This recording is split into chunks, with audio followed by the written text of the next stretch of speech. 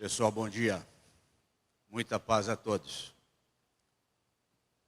Nós vemos que, com o passar dos séculos, há um bom desenvolvimento no campo intelectual e tecnológico. O mesmo não acontece exatamente assim com o desenvolvimento moral de todos nós. Por isso que a gente vê assim uma certa dificuldade das pessoas, relacionamentos, às vezes equivocados, indevidos, que ainda que se passa no mundo, né? Mas isso a gente sabe perfeitamente que acontece, tendo em vista as pessoas ainda não estarem realmente bem informadas, né? Moralmente falando, e elas não se conhecem. As pessoas que agem assim é porque não se conhecem.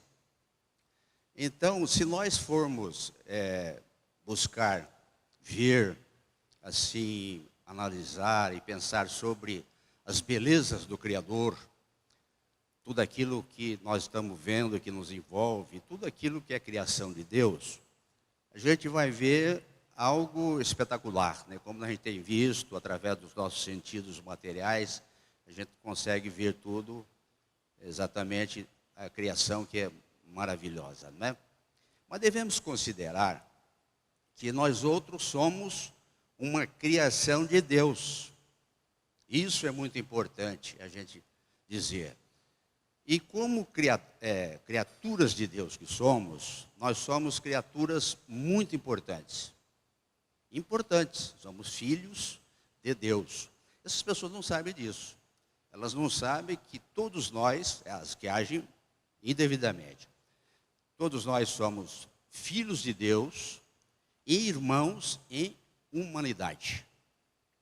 Então nós trouxemos aqui, para nós conversarmos, o que Jesus falou naquela oportunidade, quando ele esteve aqui na Terra, há aproximadamente 2000 anos, ou um pouco mais, quando ele disse, nos qualificou, nós falarmos das belezas do Criador, né? Veja de que maneira Jesus de Nazaré nos qualificou. Disse assim, ó, está em Mateus, no capítulo 5º, no capítulo das bem-aventuranças, no Evangelho. No versículo 13, ele diz assim, vós sois o sal da terra. Vós sois o sal da terra. Se o sal perder o seu sabor, está lá escrito, naturalmente que ele vai perder a finalidade. E ele pode até ser pisado pelos homens, não tem valor algum mais. Então veja a qualidade que ele nos fez. Quer dizer, nós éramos o sabor do sal da terra, né? Dando essa qualidade para nós. Vós sois a luz do mundo. Faça brilhar a vossa luz diante dos homens, para que vejam as vossas boas obras e glorifiquem a vosso Pai que estais nos céus. Então veja a importância de que ele nos dava, que nós éramos a luz do mundo, é porque nós temos as qualidades intrínsecas que devem ser desenvolvidas, fazendo brilhar a nossa luz, de uma forma geral, e para que aqueles outros que vejam os nossos atos de bondade, de qualidade, possam também glorificar a Deus e possam seguir esses exemplos. Quer dizer, esse é o desejo da orientação evangélica. Na questão 132 do Livro dos Espíritos, veja quando nós falarmos do progresso intelectual, tecnológico, de uma forma geral, e a necessidade do progresso moral, que é a regra da boa conduta. Allan Kardec perguntou aos espíritos da codificação, os espíritos de Deus, que vieram trazer revelação, ele perguntou o que é que nós viemos fazer na Terra. Qual é o objetivo da nossa existência? Qual era o objetivo da nossa existência? E os espíritos responderam que nós viemos para atender aos desígnios de Deus cujo objetivo é fazer de nós, os seus filhos, perfeitos. Nós seríamos realmente aqueles que atenderíamos à perfeição. Disseram os Espíritos que alguns de nós que viemos para a Terra, viemos para atender o processo da expiação. Ou seja, nós viemos aqui para reeducar os nossos espíritos, viemos para dar prosseguimento ao progresso, acertando aquilo que nós deixamos a desejar em outras oportunidades, e num processo constante, né, de aprendizado. E aqueles que são missionários, obviamente, são aqueles que vieram para a Terra com o intuito de nos ajudarem nesse progresso. Ainda nós, os retardatários, eles que já cresceram, já atingiram assim uma qualidade, né, mais avantajada, aí então eles vêm nos ajudarem. É assim que acontece. Então o objetivo é a perfeição. Muitas pessoas às vezes perguntam, mas como é que é esse negócio de perfeição? Como é que isso aí vai demorar muito para acontecer isso? Quando vai ser isso? Será que isso é real? Será que nós vamos ser perfeitos mesmo? Vai demorar. Para nós 8 vai demorar um pouco. Mas acontece que, olha só, como a gente tem que acreditar nessa questão de sermos perfeitos. Deus nos deu um modelo. Jesus de Nazaré, ele veio à Terra. Veio. Ele não tinha nem um processo como nós outros de expiação, de acerto. Ele veio aqui como um enviado de Deus, um ministro de Deus. Ele tinha atendido aquilo que Deus queria dele, de ser perfeito. Era um ser perfeito. Veio aqui mostrar para nós outros. Aí na questão 625, os Espíritos confirmam isso. Porque Kardec perguntou aos Espíritos, qual foi o ser mais perfeito que esteve aqui em nosso meio, que veio para a Terra, para nos servir de guia e modelo? Simplesmente eles responderam, Jesus, o ser mais perfeito que veio aqui para nos servir, perfeito. Então era um modelo. Deu exemplo. Então ele não só veio para trazer os ensinamentos que nós necessitávamos. Ele veio trazer os ensinamentos, ele foi o modelo e guia daquilo que ele trazia. Nos guiou para que nós pudéssemos receber esses ensinamentos. Jesus, por isso que ele dizia, eu sou o caminho, a verdade e a vida. Ninguém vai ao Pai se não ser por mim. Se não a ser por mim. João 14:06. Bem, é verdade, porque ele é o caminho. Mas quer dizer que então, se nós, pessoas que não conheceram Jesus e tal, não sabem o roteiro dele, como é que essas pessoas não vão, né, receber aí a felicidade que todos nós almejamos? Claro, sim, que elas vão receber a partir do momento que elas praticarem aquilo que ele ensinou. Sem sombra de dúvida, não tem conhecido Jesus, mas se ela sabe ter os bons atos, as boas ações, sem sombra de dúvida. Mas é preciso praticar o roteiro de Jesus, porque é a transformação moral, é a melhora. Ninguém vai ser feliz se ele não for uma pessoa bondosa, amorosa. Se ela não amar, se a pessoa não amar os outros, ela não vai receber felicidade. Então, é assim que nós vamos receber a felicidade. Então, para vocês terem, quando nós falamos Jesus, mestre, modelo, guia, nós estamos nos referindo à sua excelência, o mestre por excelência. E ele deu prova disso.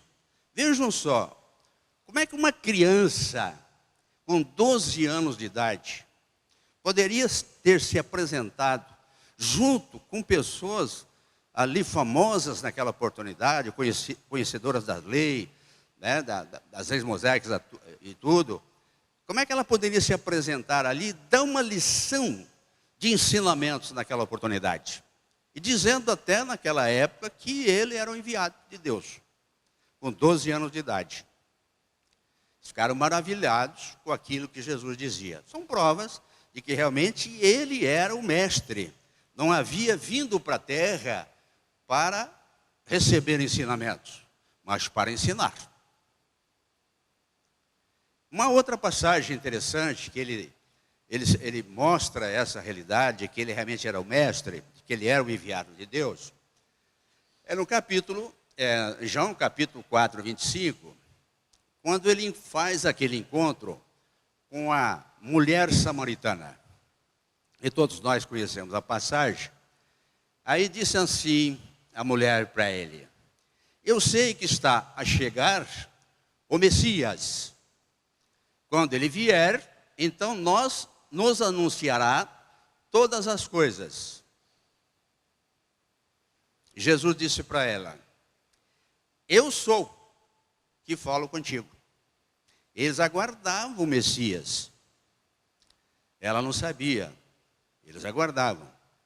Só que quando ele começa a conversar com ela, ele fala que é o Messias, e ela depois ficou realmente crendo nisso, porque ele contou algumas coisas para ela incríveis, né?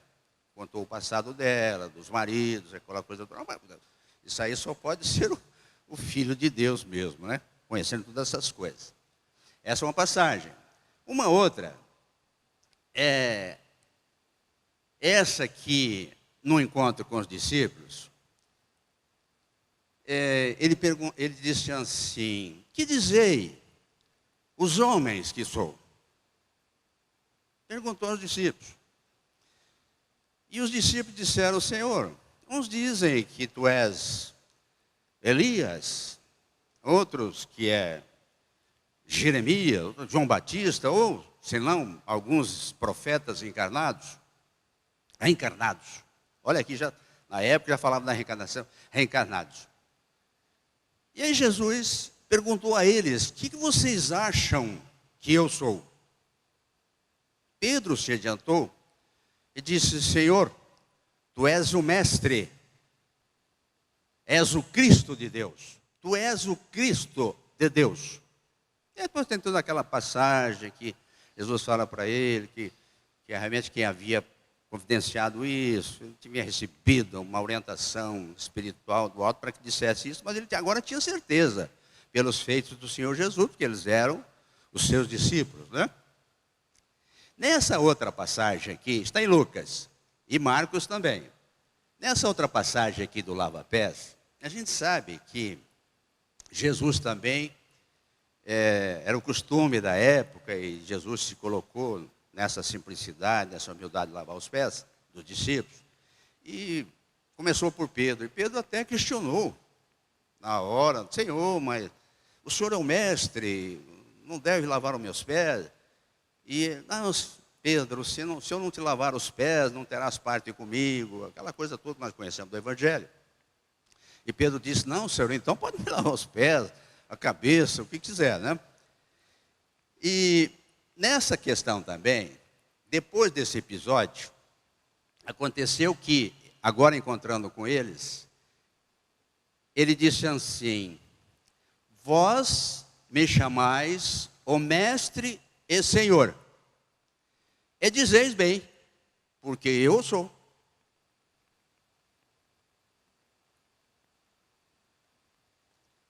E pediu que eles fizessem, desse o exemplo, né, da humildade, não de lavar os pés dos outros, porque era um ato, né, mas se era possível também lavar os pés, qual é o problema? Né? Mas um ato de humildade, de carinho para com todos aqui.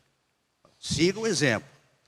Mas o que nós estamos ressaltando aqui são as palavras dele, porque eu sou o mestre.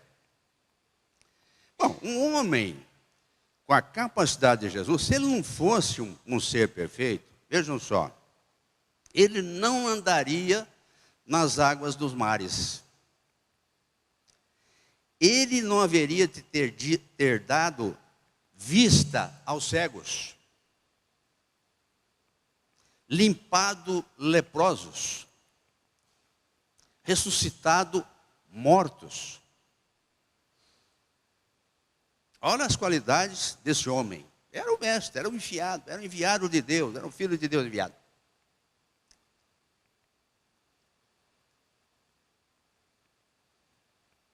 E aí, o que veio fazer Jesus? Veio nos ensinar. E nós vemos aqui que ele, na época, não escreveu absolutamente nada. Ele ensinou, ele falou, e as suas palavras eram ordem. Os discípulos se encarregaram, os evangelistas se encarregaram de escrever aquilo que ele havia ensinado. Então, se nós formos considerar aqui, gente, a beleza do Evangelho, Allan Kardec, ao formalizar a doutrina espírita em companhia com os espíritos da codificação, ele teve um cuidado especial. Ou eles tiveram. Ele desenvolveu a doutrina no seu processo filosófico, científico e religioso. Tem pessoas hoje até que elas questionam, mas será que a doutrina espírita é religião? Nós devemos considerar aqui que doutrina espírita é religião. Não é uma religião formal, essa religião criada, vamos abrir uma porta aqui e denominar doutrina espírita. Não. Uma doutrina, uma religião que pratica rituais, essas coisas tudo. Não, doutrina espírita não é isso. Ela é a religião, que deve ser para todas. Não a doutrina espírita para todas, mas a religião que nós estamos falando no sentido universal. Quando se trata em religião, nós estamos vendo todas as religiões envolvidas em religião. Não são partidárias. Essa é religião tal, essa é religião tal, essa é religião... Não existe isso. Religião é religião. Porque religião é ligar o homem a Deus. Pois bem. Então Kardec, ele desenvolveu a doutrina espírita no seu sentido filosófico, exatamente para que nós outros pudéssemos, através da leitura, do conhecimento, das suas obras básicas, no seu Pentateuco, né, a gente pudesse desenvolver em nós a capacidade de entendimento dessa doutrina maravilhosa. E fazer passar pelo crivo da razão tudo aquilo que ela tem a nos mostrar, a ensinar. Com isso, o que vai acontecer? A gente vai criar em nós um processo racional mesmo. E uma fé que nós chamamos de fé convicta, que jamais perderemos essa fé, por estar professando a doutrina. Pois bem, e aí, no processo científico, ele mostra que a doutrina espírita acompanha passo a passo a ciência, sem sombra de dúvida. E tudo aquilo que a doutrina está trazendo está num processo perfeitamente natural, dentro das leis de Deus. Se nós olharmos para a natureza, nós vemos lá as leis de Deus funcionando. Se olharmos o mundo que nos envolve, né, que no seu processo de criação que nós falamos, as leis de Deus funcionando.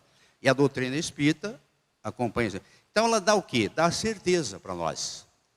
Porque não tem uma fé vaga.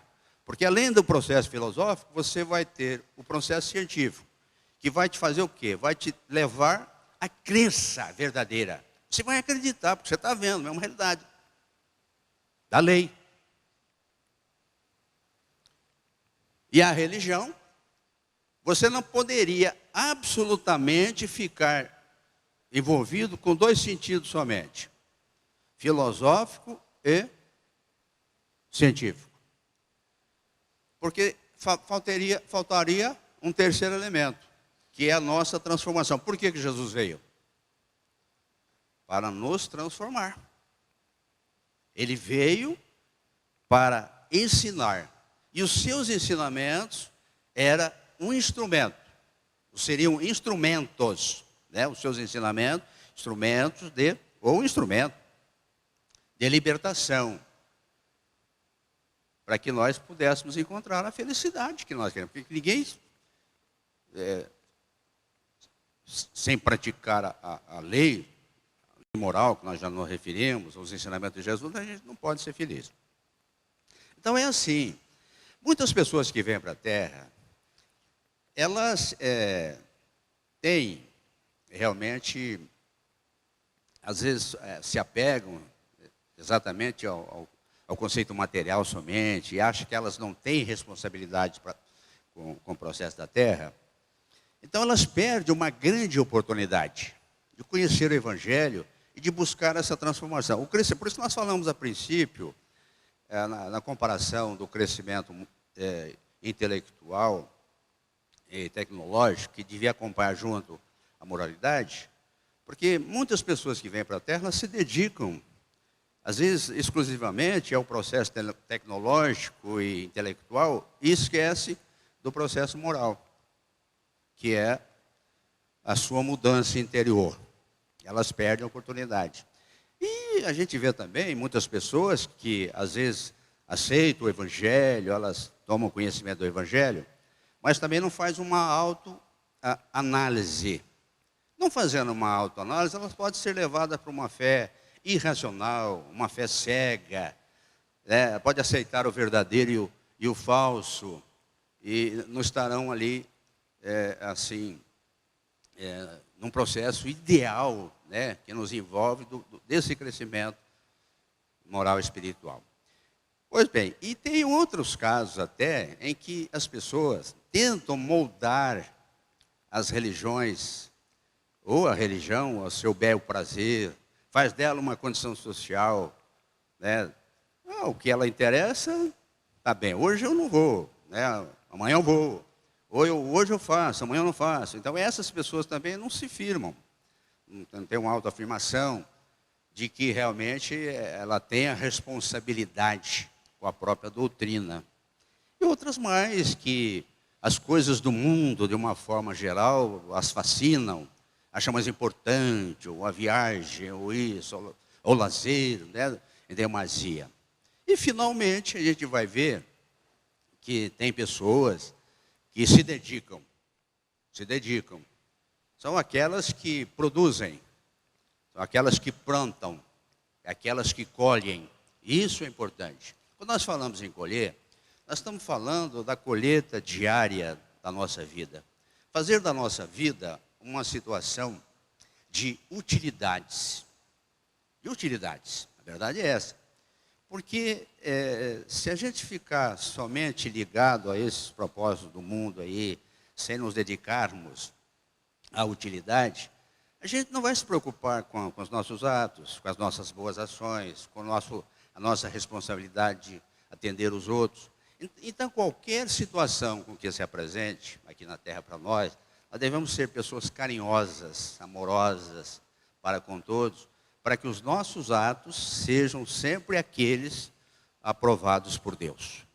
Que Deus nos abençoe, nos proteja e nos permita estarmos sempre firmes nesse processo de responsabilidade para com Deus, que é isso que Ele quer de nós.